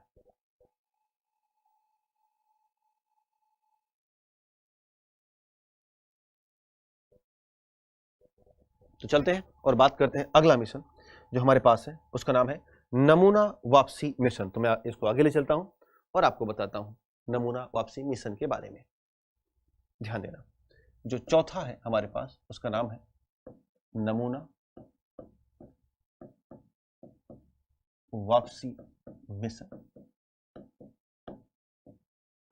दो तरह के ये मिशन दो व्यवस्थाओं में, या तो कोई मानव मिशन गया हो, तो चूंकि मानव वापस लौटेगा तो अपने साथ उस ग्रह अथवा उपग्रह के नमूने ला सकता है। तो जो प्रत्येक मैंड मिशन कहीं ना कहीं नमूना वापसी मिशन होता है, लेकिन प्रत्येक नमूना वापसी मिशन मानव मिशन नहीं हो सकता, है ना। तो अब नमूना वापसी मिशन में या तो हम कोई रोवर भेजेंगे, है ना, या कोई लैंडर भेजेंगे इनके साथ, और ये रोवर व लैंडर वहां से नमूने इकट्ठा करेगा, नमूना एकत्र करेगा, है ना, और नमूना एकत्र करने के बाद ये फिर से अपने इस वाहन के संपर्क में आएगा, है ना। ये अपना जो ग्रह, ये अपना जो वाहन है, ये जो इनका जिसके जरिए गए थे उनके संपर्क में आएगा, और वाहन के संपर्क फिर से पृथ्वी की तरफ क्या करेगा, ये पृथ्वी की तरफ वापस होगा, और वापस होने के बाद ये पृथ्वी पर नमूना पहुंचा देगा। ठीक है, एक व्यवस्था ये हो गई। अक्सर ये तकनीकियां उन राष्ट्रों के पास है जिनके पास ये महारत हासिल है कि जो मानव को भेज सके और मानव को वापस ला सके, ये महारत हासिल है। तो मान के चलना कि ये तकनीकियां उनके पास है ना। चाहे अब जापान की बात करें, या हम चाइना की बात करें, अथवा अमेरिका अथवा रूस की बात करें, इन सभी के पास आमतौर पर नमूना वापसी मिशन की क्षमताएं आज के दौर में आ चुकी हैं। अभी भारत के पास तो बिल्कुल सीधी सी बात है, जब के पास लैंडर और रोवर नहीं है तो नमूना वापसी मिशन का जिक्र ही नहीं हो सकता, है ना। मैंने एक नाम लिखा आपके लिए, हायाबुसा 2, हायाबुसा 2 मिशन। तो आप अगर इसके बारे में नहीं जानते हैं तो मैंने एक वीडियो रखा हुआ है, आप मेरे नाम से सर्च कर लीजिएगा और सामने हायाबुसा 2 मिशन भी लिख सकते हैं। तो मैंने तकरीबन आधे घंटे के इस सत्र में, एक नया सत्र था उसमें, वहां पर हमने हायाबुसा 2 मिशन के बारे में सारी जानकारियां आपको उपलब्ध करवाई हुई है। तो आप वहां से समझ सकते हैं इसके बारे में, क्योंकि यूपीएससी अक्सर जो अन्य राष्ट्र हैं उनके जरिए जो बहुत ही महत्वपूर्ण मिशन होते हैं वहां से भी सवाल बना रहा है ना। अगर ऐसे सवाल बन रहे हैं, इसी बार अगर सीएसई 2020 को देखेंगे प्रारंभिक परीक्षा में, तो ऐसे मिशनों के बारे में पूछा गया जो अपने भारत के नहीं थे बल्कि अन्य राष्ट्रों के थे। तो आपको थोड़ा सा सजग होना होगा थोड़ी सी जानकारी हासिल करनी होगी कि भाई जो अन्य राष्ट्र हैं, चीन है, जापान है, ऐसे राष्ट्र हैं, इनके जरिए जो बहुत ही ज्यादा महत्वपूर्ण या महत्वाकांक्षी मिशन भेजे जा रहे हैं वो क्या है, कैसे है और किस तरह से काम करते हैं, इस तरह आपको समझना होगा। ठीक है, इसलिए आपको हायाबुसा 2 मिशन के बारे में समझदारी विकसित करनी है। अब एक और बात होगी कि जो मानव युक्त मिशन है ना, अगर हम बात करें कि मानव युक्त मिशन की या मानव युक्त अंतरिक्ष मिशनों की बात कर लें तो ज्यादा महत्वपूर्ण होगा। तो इस मानव युक्त अंतरिक्ष मिशन की अगर बात करें तो सीधी सी बात है, इस पर हम आगे बढ़ें। तो अब मानव अगर गया है तो लौट के आएगा, और जो लौट के आएगा तो वो अपने साथ नमूना ला सकता है या कुछ आंकड़े या वहां से कुछ मिट्टी के नमूने, या वहां मिट्टी है, एक तरीके से मिट्टी है, चट्टान है, ये सब चीजें हैं, या धूल है, उनको अपने साथ ले आ सकता है। तो इस तरह के मिशन को हम नमूना वापसी मिशन कह सकते हैं। अक्सर इस प्रकार के मिशनों का उपयोग हम क्षुद्र ग्रहों से नमूने प्राप्त करने के लिए क्या करते हैं, जो हमारे क्षुद्र ग्रह हैं, है ना, जिन्हें बोलते हैं एस्ट्रॉयड। क्या बोलते हैं? एस्ट्रॉयड, है ना भाई। अभी देखिएगा तो जो हायाबुसा 2 है इसने क्या किया, ये जो रायगू एस्ट्रॉयड है, रायगू एस्ट्रॉयड है, तो रायगू एस्ट्रॉयड, ये दरअसल एस्ट्रॉयड क्या होते हैं, सवाल करोगे। ग्रह के छोटे छोटे टुकड़े होते हैं, है ना, ये 1 किलोमीटर से लेकर के या यूं कहें कि 1000 मीटर के आसपास या उससे 100 किलोमीटर तक के हो सकते हैं, इतने बड़े होते हैं, और छोटे भी होते रहते हैं। अक्सर पृथ्वी के तरफ आ रहे होते हैं, आपने देखा होगा तारे टूटने की व्यवस्थाएं देखते हैं ना, तो अक्सर वो क्षुद्रग्रही होते हैं जो पृथ्वी के वायुमंडल में घर्षण और तापमान की वजह से जल जाते हैं, खत्म हो जाते हैं। तो जो लेकिन बहुत बड़े बड़े क्षुद्रग्रह हैं, वो उनकी स्थिति क्या है, उनकी दिशा दशा क्या है, उनके बारे में जानकारी हासिल करने के लिए, जैसे हमने हायाबुसा 2 मिशन की बात करें तो वो रायगू एक प्रकार का क्षुद्रग्रह था, उस पर उसके नमूने इकट्ठा करके लेके आया और पृथ्वी पर गिरा दिया, ऑस्ट्रेलिया के आसपास, आपने सुना होगा खबरों में। तो इन क्षुद्र ग्रहों की स्थिति के बारे में समझदारी विकसित करने के लिए हम अक्सर नमूना वापसी मिशन को भेज रहे होते हैं। अक्सर दुनिया के 3-4 देश ऐसे हैं जिनके पास ये क्षमता आज के दौर में मौजूद है। अब चलते हैं, सीधे आपको ले चलते हैं। अगला जो मिशन है वो है मानव युक्त मिशन। हमारे पास चूंकि हम लोग अभी मानव लेके गए नहीं है, तो हम मजबूर थे कि आपको अमेरिका के मानव दिखाने के लिए। आपको याद होगा नील आर्मस्ट्रांग, और आपको नाम याद होगा बज एल्ड्रिन, आपको नाम याद होगा माइकल कॉलिंस, आपको ये भी नाम याद होगा यूरी गागरिन, आपको ये भी नाम याद होगा राकेश शर्मा, ऐसे तमाम नाम आपको याद होंगे। बिल्कुल, तो हम जिक्र करेंगे और समझेंगे कि आखिर मानव युक्त मिशन क्या होता है। मेरे दोस्तों, जब हम इन ग्रहों और उपग्रहों पर, अभी तक हमने लैंडर देखा, रोवर देखा, और इसके अलावा ऑर्बिटर देखा, और नमूना वापसी मिशन के बारे में जिक्र किया, तो जब हम इसमें मानव का हस्तक्षेप बढ़ा लेते हैं, आप देख रहे हैं यहाँ पर 2 मानव हैं जो अब चंद्रमा पर अपने राष्ट्र का झंडा लगा रहे हैं और चहलकदमी करेंगे। ऐसे ही एक सूचक के तौर पर आपके लिए रखा गया है कि आप इसे समझें और जानें। तो जब हम विशेष वाहन के जरिए, एक शटल वाहन के जरिए, है ना, मानव को इन उपग्रहों और ग्रहों की तरफ भेजेंगे। हाल फिलहाल मैं स्पष्ट कर दूं कि अभी जो मानव गए हैं वो केवल और केवल चंद्रमा की धरती पर ही उतरे हैं। इसके अलावा अभी हमारे पास या वैश्विक स्तर पर कोई ऐसी क्षमता नहीं है कि वो हम किसी ग्रह पर गए, यानी कि अभी हमारे पास मानव की जो भेजने की व्यवस्था है वो केवल और केवल उपग्रह तक है, यानी कि चंद्रमा तक है। इन फ्यूचर आगे चल के हो सकता है व्यवस्थाएं बने, हालांकि तमाम तरह की दुर्घटनाओं के कारण मान के चलो कि ये कार्यक्रम बंद ही हो गया है, मानव तो जाते नहीं है। फिर भी अभी हाल फिलहाल में अमेरिका ने कहा है कि वो मानव को भेजेगा, और वो आर्टेमिस प्रोग्राम के तहत या आर्टेमिस मिशन के तहत मानव को भेजने की व्यवस्थाओं पर आगे चल रहे हैं। और सबसे बड़ी बात कि वो किसी महिला को अंतरिक्ष भेजने की तरफ आगे बढ़ रहे हैं, ये बहुत बड़ी बात होगी।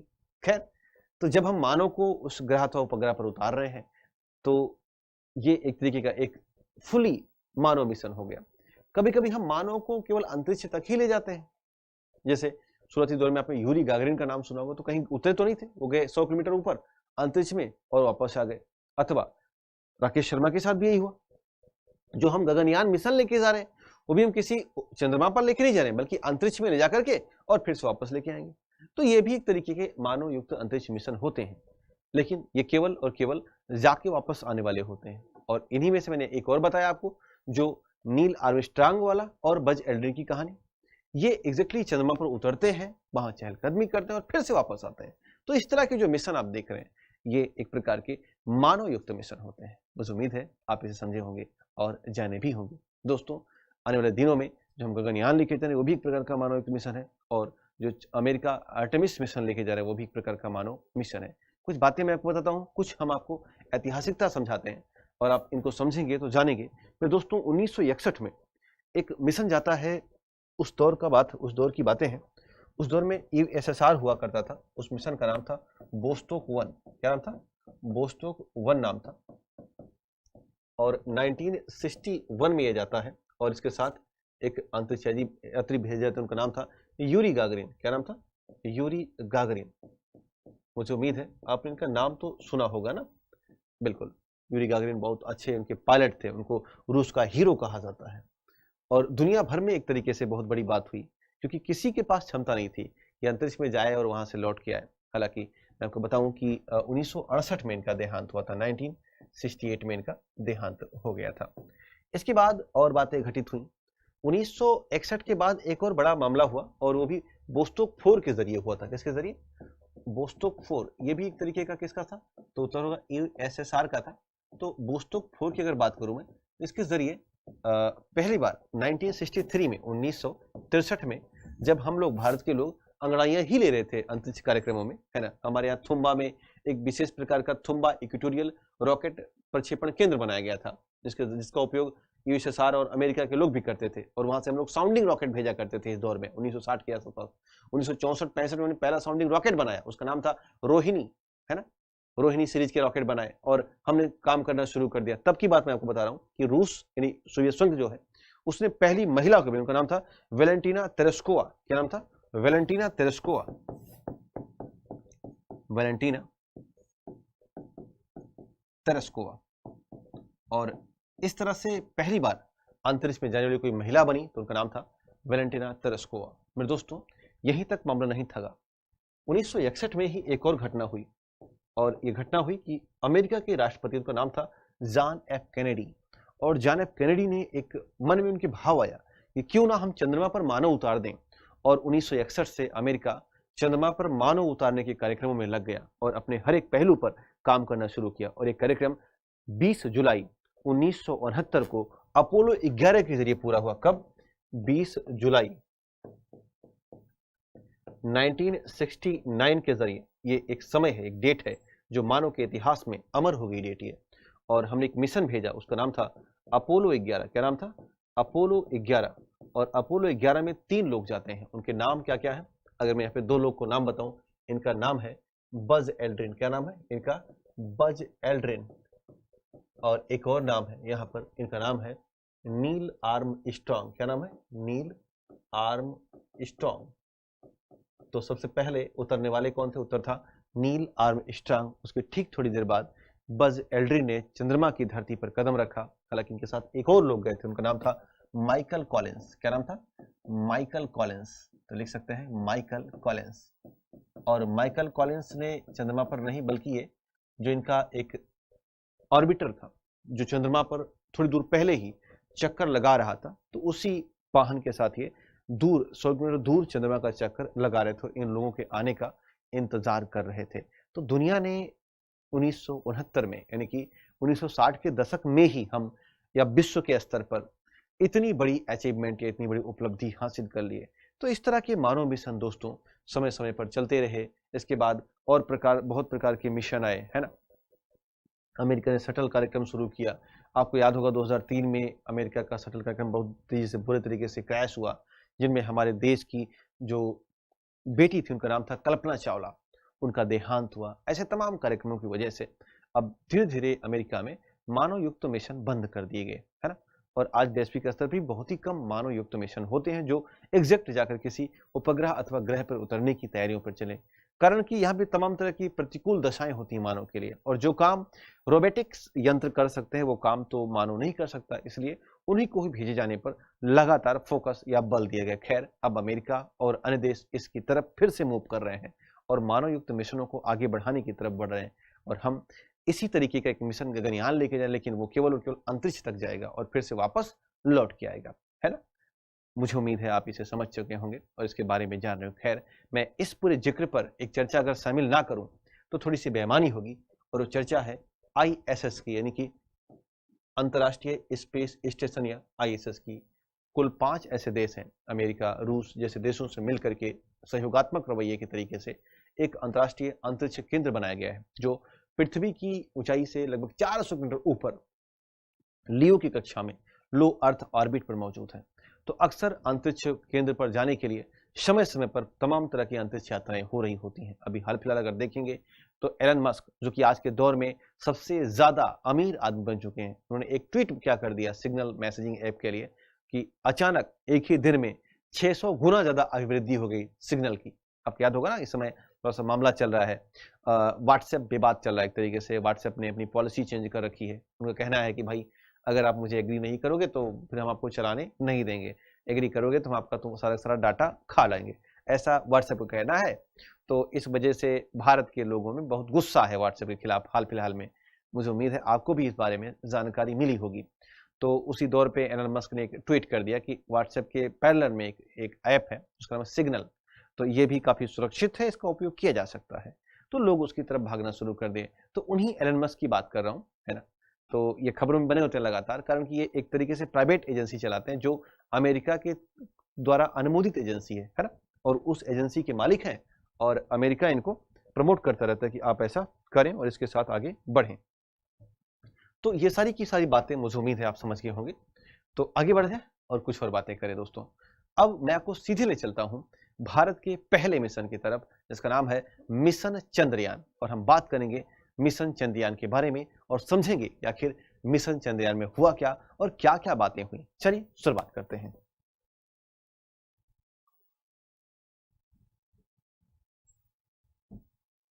तो यहां पर हमारे पास आपके लिए मिशन चंद्रयान के बारे में बताने के लिए बहुत कुछ है, और बहुत कुछ हम बात करेंगे और समझेंगे कि भारत कैसे मिशन चंद्रयान में अपनी वैज्ञानिक अभिवृद्धि को बढ़ावा देता चला गया।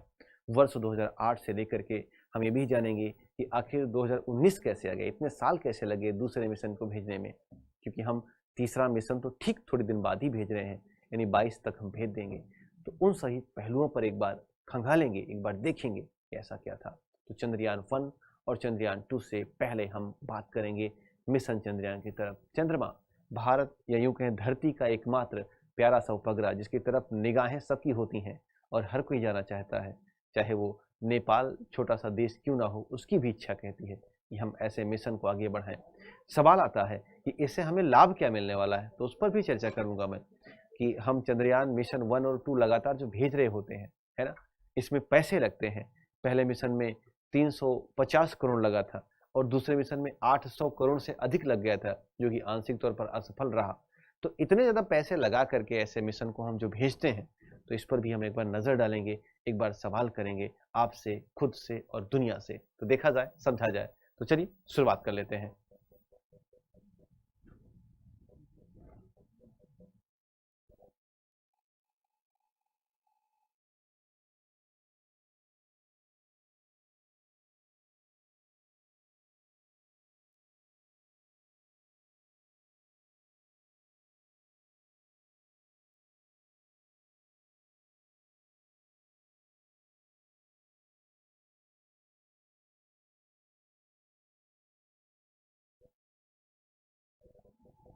देखा जाए कि आखिर ये मिशन किस तरह से कामयाब रहा और कैसे इसके जुड़ी हुई तमाम बातें सफल हुई। तो शुरुआत करते हैं मिशन चंद्रयान के बारे में। लिखिएगा हेडिंग, मिशन चंद्रयान।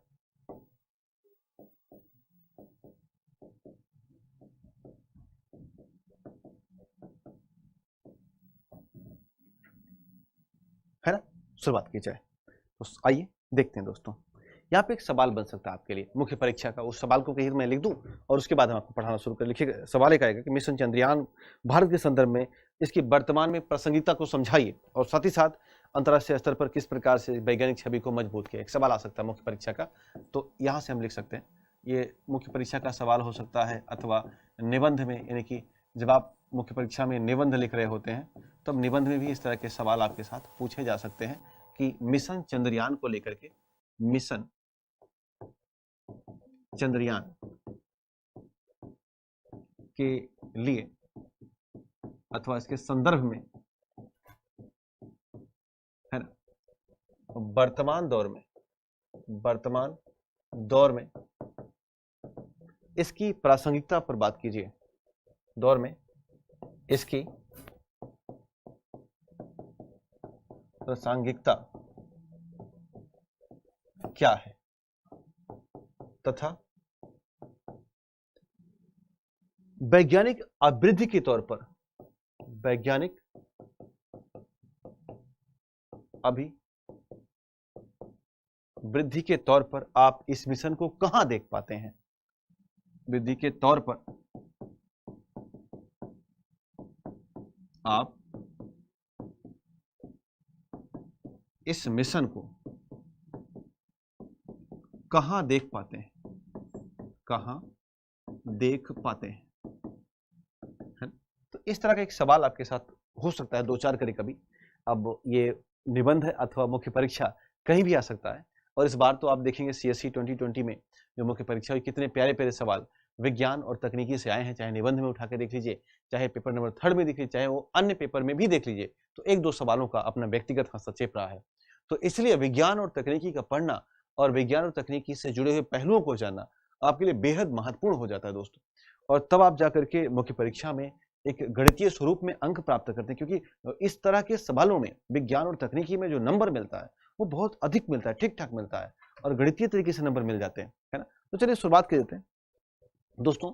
भारत और इसरो का एक प्रकार का बहुत ही महत्वाकांक्षी और अत्यंत ही भविष्योन्मुख एक परियोजना है, जिसके तहत हम लगातार चंद्रयान 1, चंद्रयान 2 अथवा चंद्रयान 3, आगे चल के हो सकता है चंद्रयान 4 भी जाए, ऐसे तमाम कार्यक्रम हम भेजा करते हैं। और इसमें भारत को जो व्यक्तिगत लाभ है उसके अलावा भारत राष्ट्र को वैज्ञानिक स्तर पर, वैश्विक स्तर पर एक अच्छा ग्रोथ देने के लिए, एक बेहतर अभिवृद्धि देने के लिए भी हम बेहद अच्छा काम कर रहे होते हैं, है ना। इसलिए हम समय समय पर चंद्रयान मिशन में दोस्तों 2008 में हमने चंद्रयान 1 मिशन भेजा। 2019 में हमने चंद्रयान 2 मिशन भेजा, और 2021-22 में हम चंद्रयान 3 मिशन भेजने की तैयारियों पर काम कर रहे हैं। हम एक एक करके सब पर नजर डालेंगे। पहले हम समझेंगे चंद्रयान 1 क्या है, और उसके बारे में समझेंगे आखिर कब भेजा गया और कैसे भेजा गया। शुरुआत करते हैं, लिखिएगा चंद्रयान 1 या चंद्रयान फर्स्ट, शुरुआत कीजिएगा और जानिएगा इसके बारे में। देखिए पहला टॉपिक है चंद्रयान 1, चंद्रयान फर्स्ट, और समझते हैं इसके बारे में। एक सामान्य जानकारी ली जाती है, लिखिएगा सामान्य जानकारी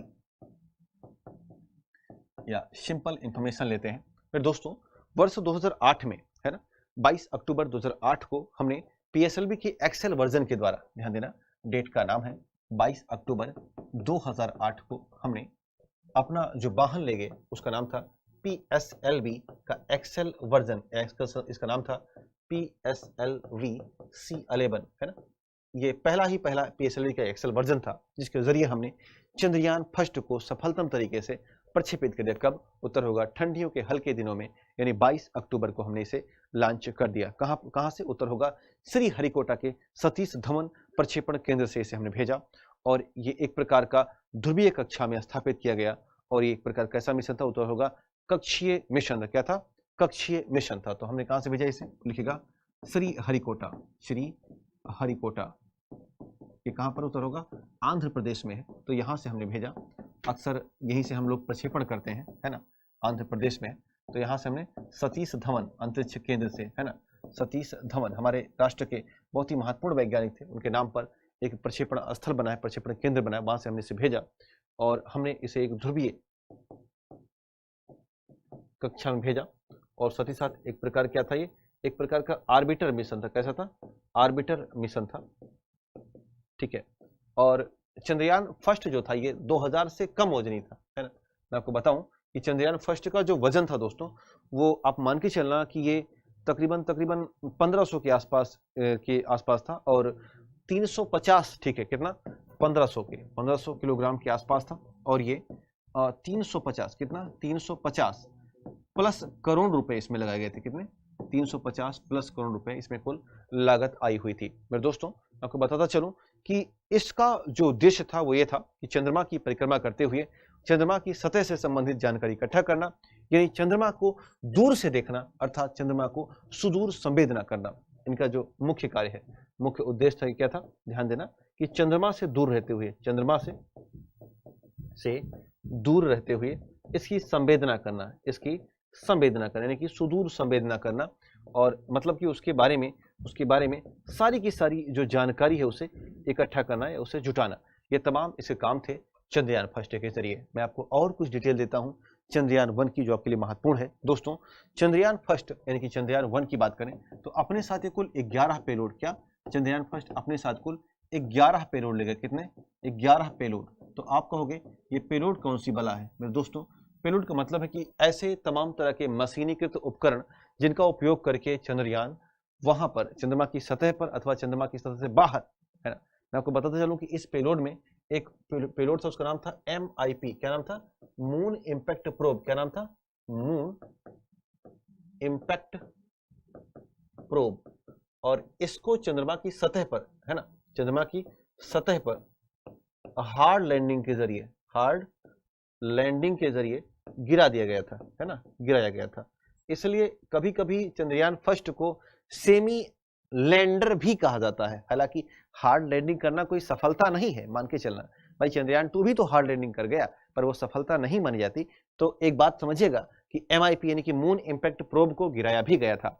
मैं आपको बताऊं कि इन पेलोड में 11 पेलोड में अपने पास यानी इसरो के कुल 5 पेलोड थे और बाकी के बाकी बचे हुए सारे के सारे विदेशी पेलोड। यानी कि ध्यान देना, जो अपना इसरो था, है ना, अपने इसरो के कुल 5 महत्वपूर्ण पेलोड थे। कितने थे? 5 पेलोड थे। बाकी मैं आपको बताऊं कि अन्य जो पेलोड हैं कितने बचे? उत्तर होगा 6 अन्य पेलोड बचे, जिनमें से मैं आपको बताता चलूं कि जो 6 अन्य पेलोड थे दोस्तों, इनमें से ध्यान देना कि 3 यूरोपीय एजेंसी के थे और 2 नासा के थे, ठीक है, और एक बुल्गारिया का था, ठीक है। यहाँ पे ध्यान देना, 3 जो है ये यूरोपीय एजेंसी के थे और इनमें से 2 नासा का था, 2 नासा का था, और एक पेलोड जो था इसमें, एक पेलोड था, ये था बुल्गारिया। किसका था? ये था बुल्गारिया का, है ना। तो ये हमने, ध्यान देना, पहली बार, ध्यान देना, पहली बार 2008 में भारत यानी कि इसरो और नासा का देखिए मिलन हो रहा है। ध्यान देना, इसरो और नासा का मिलन हो रहा है। किसके जरिए? इनके 2 पेलोड, यानी कि नासा ने हमारे ऊपर भरोसा जताया था और अपने पेलोड भेजे थे। वर्ष 2008 की कहानी मैं आपको बता रहा हूं। तब आज के दौर में तो हम और ज्यादा सशक्त हो चुके हैं और ज्यादा हमारे पास क्षमताएं हो चुकी हैं। दोस्तों, मैं आपको बताते चलूं कि इसी पेलोड में से एक विशेष प्रकार का पेलोड था, उसका नाम था ट्रिपल एम। क्या नाम था? Triple M. और ये एग्जैक्टली नासा के जरिए भेजा गया था, जो भारत की तरफ से ले जाया गया। इसका नाम था ट्रिपल एम, यानी कि मून मिनरोलॉजी मैपर। क्या नाम था इसका? Moon mineralogy mapper. और इसी ट्रिपल एम ने ये बात बताई कि चंद्रमा पर ठोस रूप में यानी सॉलिड रूप में क्या है? H2O मौजूद है। अर्थात हमारे चंद्रयान फर्स्ट ने खोज दिया जल और पूरे विश्व में मच गई हलचल। ये बहुत बड़ी बात थी हमारे लिए और इस तरह से हमने इससे बहुत अभूतपूर्व तरीके से ये तमाम कार्यक्रम हासिल किए और चंद्रयान 1 को लगातार हम आगे बढ़ाते रहे। दोस्तों, मैं आपको बताता चलूं कि वर्ष 2008 में भेजा गया चंद्रयान 1, इसकी जो टोटल अवधि थी यानी कि ऑर्बिटर तरीके से सुदूर संवेदना करने की जो अवधि थी वो 2 वर्षों के लिए थी। यानी कि हम लोग इसे बढ़ाएं कि जो 2008 में चंद्रयान फर्स्ट गया हुआ था, इसकी टोटल अवधि थी 2010 तक काम करता, लेकिन ये सितंबर 2009 में, कब? सितंबर 2009 में इससे हमारा संपर्क टूट गया, है ना।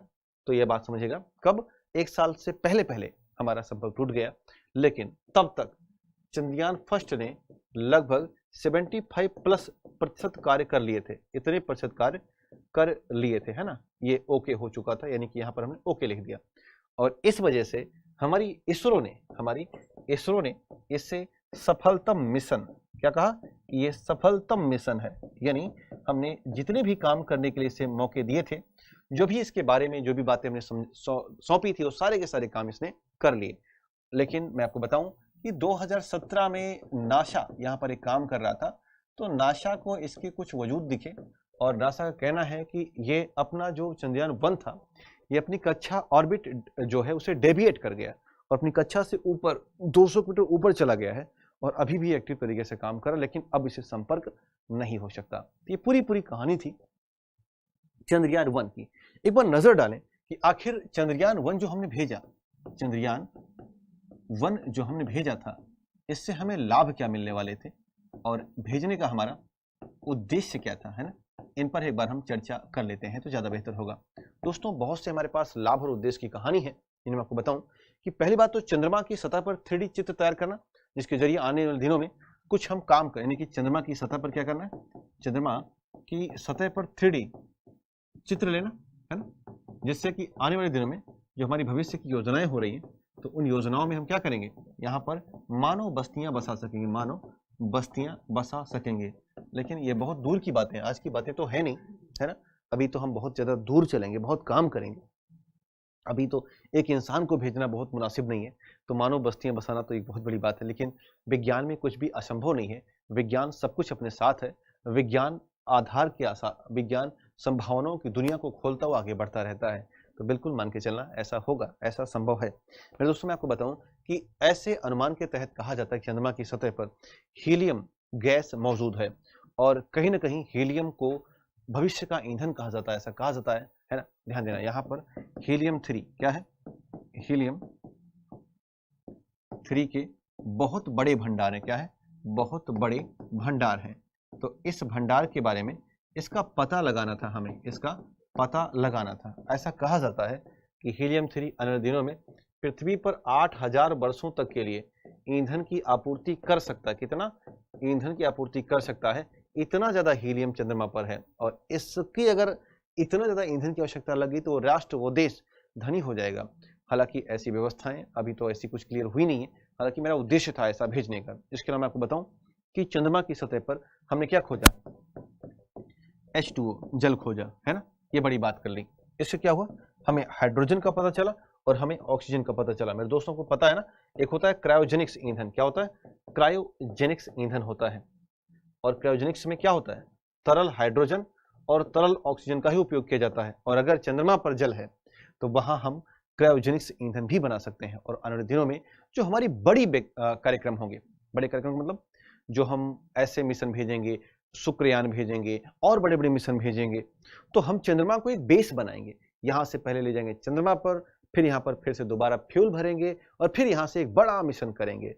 तो आने वाले दिनों में ये भी योजनाएं हैं। तो इसलिए हम चंद्रयान फर्स्ट को भेजे थे पता लगाने के लिए, जहां तक हम काफी हद तक सक्सेस भी रहे थे। दोस्तों, ये तमाम बातें हैं। इसके अलावा भारत को वैज्ञानिक स्तर पर, भारत को जो राष्ट्र की गरिमा और राष्ट्र की जो व्यवस्था उसको और मजबूत करने में चंद्रयान फर्स्ट ने बड़ी महत्वपूर्ण भूमिका निभाई। और इन तमाम कार्यक्रमों की वजह से भारत को वैज्ञानिक रूप में, ये यूं कहें कि जो हमारा एक स्पेस पावर है उसमें काफी ज्यादा अभिवृद्धि हुई, काफी ज्यादा हमें क्षमता प्राप्त हुई। तो इसकी वजह से हमने चंद्रयान फर्स्ट में जो लाभ है और महत्व है, उन पर हमने तमाम तरह की बातें समझी और जानी। खैर, आगे बढ़ चलते हैं और बात करते हैं अब चंद्रयान 2 के बारे में। यानी अगला हमारे पास नाम है चंद्रयान 2, लिखिएगा चंद्रयान 2।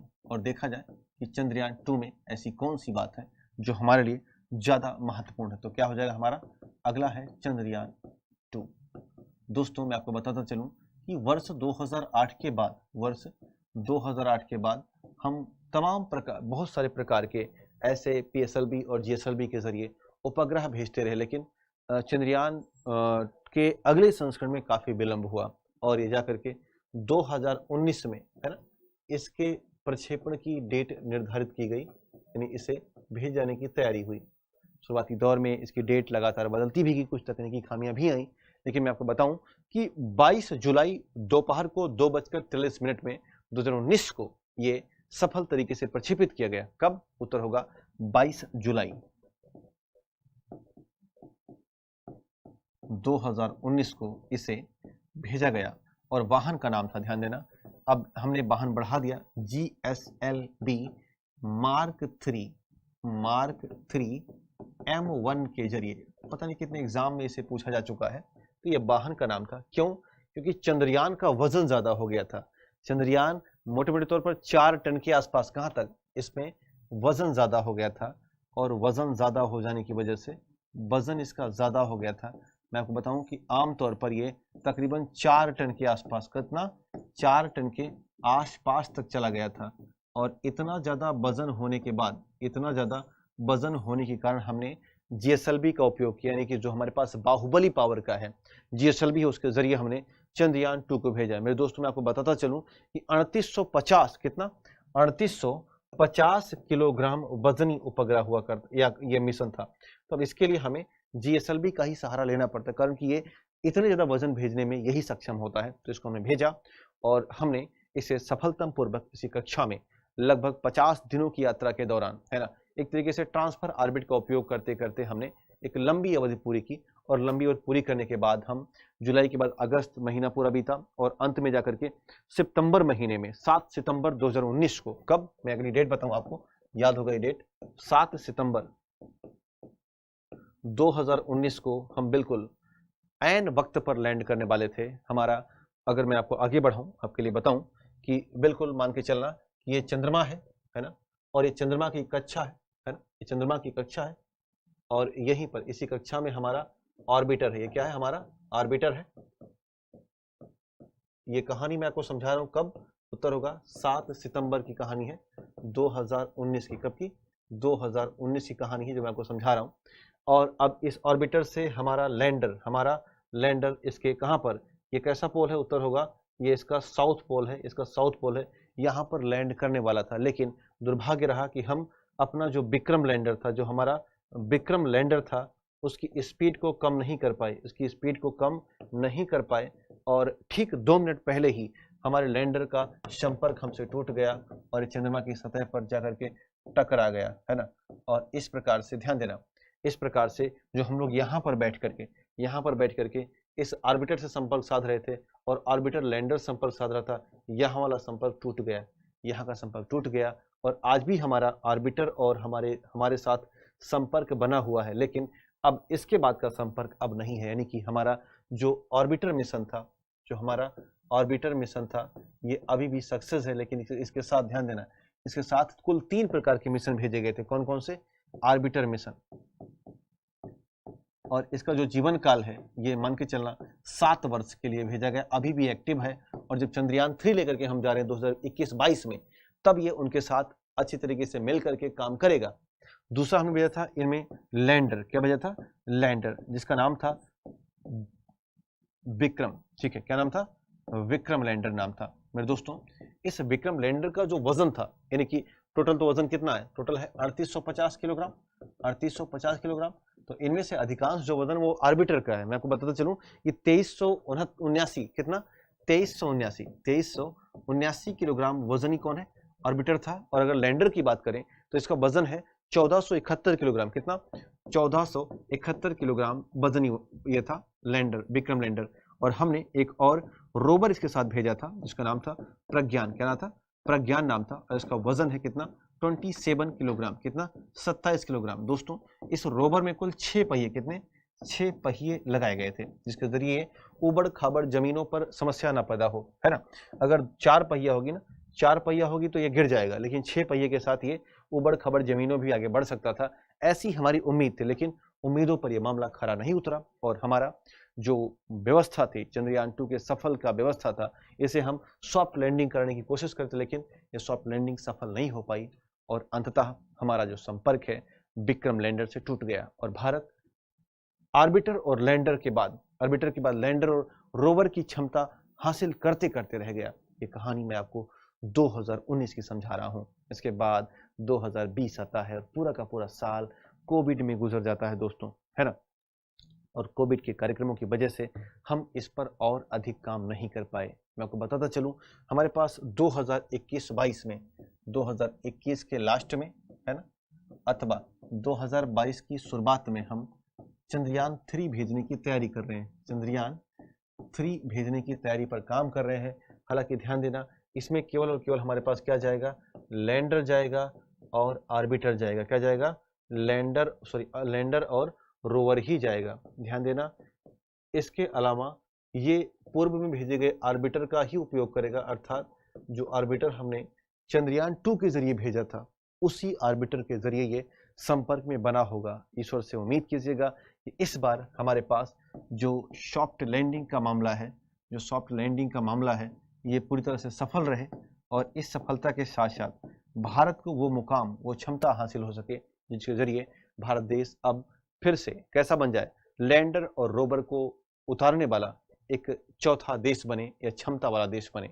उम्मीद कीजिएगा ऐसा होगा। खैर, चलते चलते मैं आपको बताऊं कि हमारे इस चंद्रयान मिशन के जरिए भारत को वैज्ञानिक छवि कैसे मिली। लिखिएगा, भारत को वैज्ञानिक छवि, भारत को वैज्ञानिक छवि कैसे प्राप्त हुई और किसके जरिए? चंद्रयान मिशन के जरिए, है ना, चंद्रयान मिशन के जरिए। इस पर एक बार गौर करें और नजर डालें तो ज्यादा महत्वपूर्ण होगा। दोस्तों, हमने कहा कि दुनिया में भारत 6वां देश है जो चंद्रयान फर्स्ट जैसी अभूतपूर्व कार्यक्रम किया, और अगर चंद्रयान 2 सफल होता तो भारत दुनिया में 4था देश था। दुनिया में कितने देश हैं? अगर अपनी संख्या गिनेंगे तो आप सैकड़ों के ऊपर चले जाएंगे या 2 सैकड़ों के ऊपर चले जाएंगे, और उन देशों में अगर हम 4थे और 6वें नंबर पर आते हैं तो मान के चलो कि ये बहुत बड़ी पावर है, बहुत बड़ी क्षमता है हमारी, उस क्षमता को हम आगे बढ़ाने का प्रयास कर रहे होते हैं। दोस्तों ध्यान देना, अगर हम चंद्रयान 1 की बात करें, है ना, चंद्रयान 1 की बात करें तो इस प्रकार के मिशनों में अक्सर हमें GSLV की आवश्यकता होती है, लेकिन आपको याद होगा हमने इसके लिए क्या भेजा था? PSLV के जरिए ही हमने इसे सफल बना दिया था।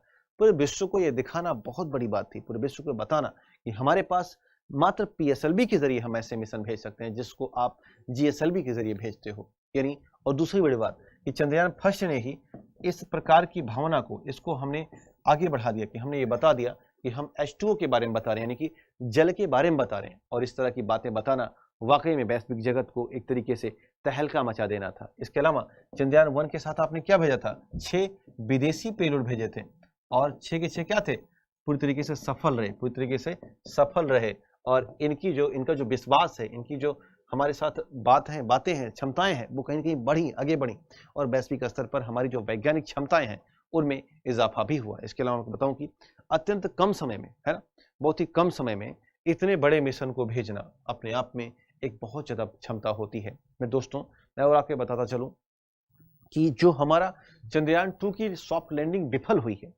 इस तरह की जो लैंडिंग है अमेरिका ने 2 दर्जन बार विफलताएं हासिल की हैं, है ना, चाइना ने और रूस ने भी दर्जनों बार विफलताएं हासिल की हैं, तब जाकर के उनको इस तरह की सॉफ्ट लैंडिंग का अनुभव प्राप्त हुआ है, और हमने केवल और केवल एक ही प्रकार से, एक ही व्यवस्थाओं में ऐसा कर दिखाया।